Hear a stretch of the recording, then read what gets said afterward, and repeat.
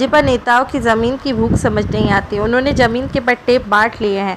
भाजपा के एक नेता ने खुद को ज़मीन का पट्टा दे दिया है। ये लोग विधायक और सांसद जनता की सेवा के लिए नहीं बल्कि पैसा कमाने के लिए बनते हैं। कल ही एक उदाहरण मेरे सामने आया जिसमें भाजपा सांसद के उत्पीड़न से परेशान होकर युवक की मां ने आत्महत्या की। और भाजपा की यही सच्चाई है जिससे हम और आपको जनता के बीच पहुंचाना है, बताना है कि भाजपाई सिर्फ स्वयं की सेवा करना जानते हैं, जनता की नहीं। यह आरोप भाजपा पर ग्राम पंचायत भूमिका के ग्राम सुसैया हेड़ी झिरी भूमिका पिपल्या मोची भाजपा की भयाना और ब्यावरा मांडू पड़ाल्या माता गुलवता मऊ पड़ाना में पूर्व सीएम दिग्विजय सिंह ने नुक्कड़ सभा के दौरान कही। इस दौरान ग्रामीणों ने तिलक लगाकर सिंह का स्वागत किया और नुक्कड़ सभा को संबोधित करते हुए श्री सिंह ने लोगों से कहा कि जब मैं सांसद था आपके बीच आता था, मेरे कार्यकाल में राजगढ़ में बहुत विकास हुआ, बांध बनी, सड़कें बनी, गांव-गांव बिजली पहुंची, शैक्षणिक संस्था और स्वास्थ्य संस्थाएं खुली। इसलिए इस बार राजगढ़ लोकसभा क्षेत्र के चहुमुखी विकास के लिए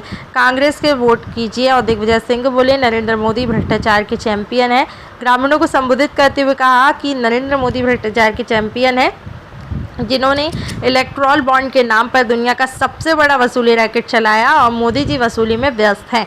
जनता त्रस्त है। रिकॉर्ड तोड़ बेरोजगारी, कमर तोड़ महंगाई, कर्ज के बोझ और सरकार के दामन में शहीद होते हैं किसान, बेसहारा मजदूर, प्रताड़ित व्यापारी। डॉलर के मुकाबले इतिहास में सबसे कमज़ोर रुपया और दुनिया का सबसे बड़ा भ्रष्टाचार इलेक्ट्रॉल बॉन्ड। दीजिए कांग्रेस का साथ, अब हाथ बदलेगा हालात।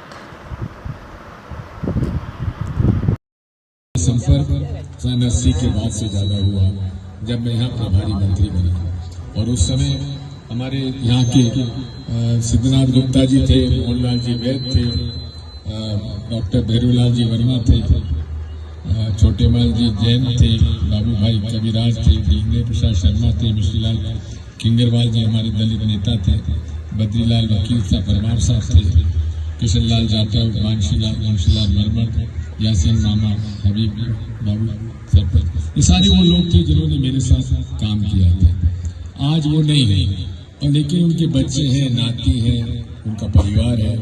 आज वो सब परेशान है। मुझे बताया गया कि यहाँ के हैंडलूम का व्यापार भी अब वो नहीं रहा जो पहले हुआ करता था। मैं गलत तो नहीं कह रहा हूँ?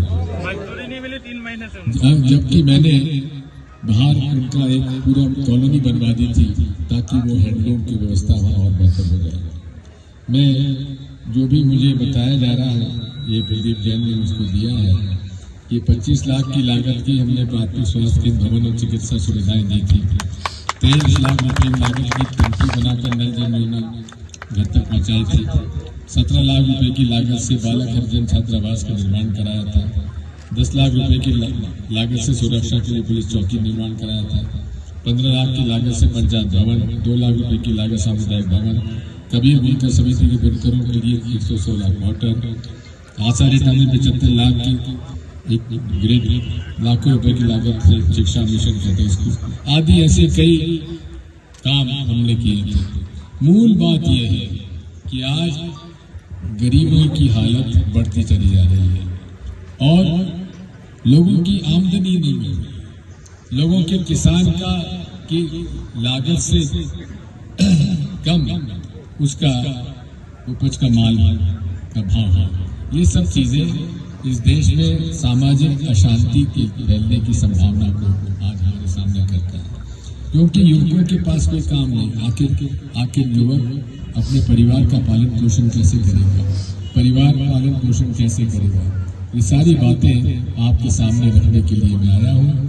मैं तो आपसे इतना ही कहना चाहता हूँ